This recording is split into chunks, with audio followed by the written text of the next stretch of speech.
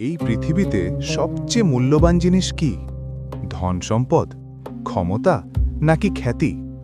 আমরা প্রতিদিন এই জিনিসগুলোর পেছনে ছুটি, দিন রাত পরিশ্রম করি, স্বপ্ন দেখি বড় হবার। কিন্তু একটু থেমে ভেবে দেখেছেন কি এগুলো কি সত্যি আমাদের জীবনের আসল সম্পদ? কারণ এমন অনেক মানুষ আছে যাদের কাছে প্রচুর টাকা আছে, ক্ষমতা আছে, খ্যাতি আছে, তবুও তাদের জীবনে শান্তি নেই, তাদের হৃদয়ে আলো নেই। তাহলে আসল সম্পদ কি? না, একটি জিনিস আছে যা মানুষকে অন্ধকার থেকে আলোতে নিয়ে আসে, যা মানুষকে বিভ্রান্তি থেকে সঠিক পথে আনে, যা একজন সাধারণ মানুষকে অসাধারণ করে তোলে।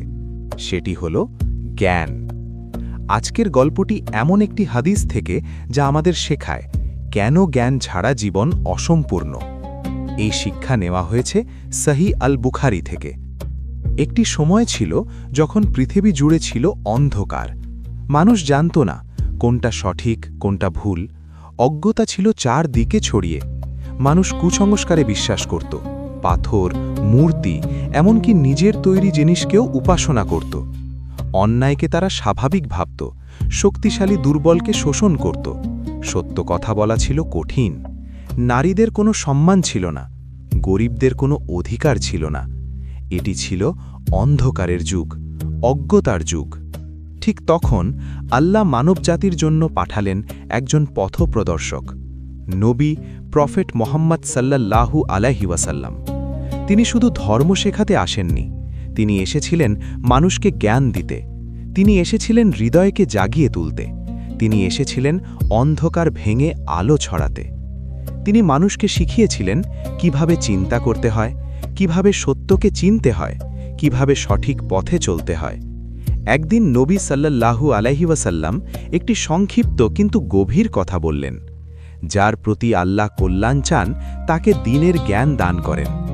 এই একটি বাক্য পুরো জীবনের দিক পরিবর্তন করে দিতে পারে।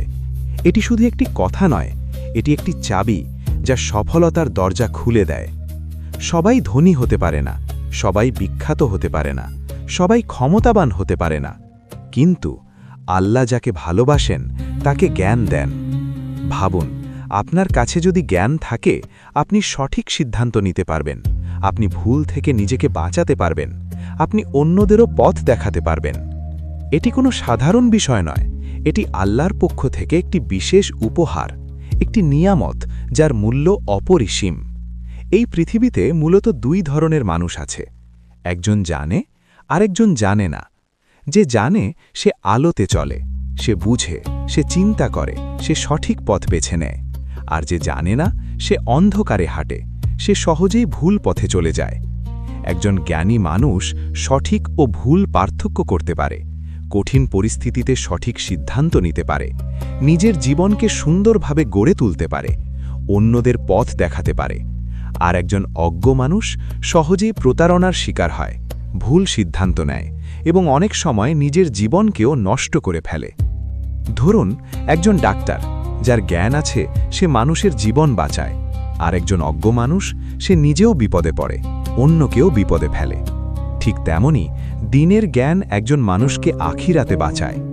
দ্বীনের জ্ঞান ছাড়া আমরা নামাজ ঠিকমতো পড়তে পারি না, হালাল হারাম বুঝতে পারি না, জীবনের উদ্দেশ্য বুঝতে পারি না এবং আখিরাতের জন্য প্রস্তুত হতে পারি না।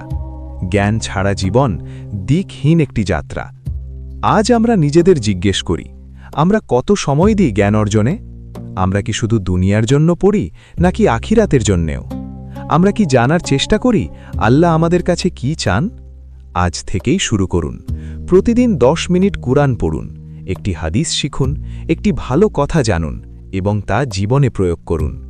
ছোট ছোট পদক্ষেপ বড় পরিবর্তন এনে দেয়। জ্ঞান শুধু তথ্য নয়, শুধু বইয়ের শব্দ নয়, এটি পথপ্রদর্শক, এটি আলো, এটি জীবন, এটি আমাদের অন্ধকার থেকে আলোতে নিয়ে যায়।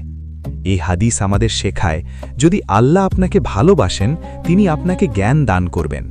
তাই জ্ঞান খুঁজুন, শিখুন এবং তা প্রয়োগ করুন, কারণ জ্ঞানই আপনাকে এই দুনিয়ায় সফল করবে এবং আখিরাতে মুক্তি দেবে। আল্লাহ আমাদের সবাইকে উপকারী জ্ঞান দান করুন, আমিন। উৎস সহিহ আল বুখারী। নবী সাল্লাল্লাহু আলাইহি ওয়াসাল্লাম বলেছেন, যার প্রতি আল্লাহ কল্যাণ চান তাকে দ্বীনের জ্ঞান দান করেন।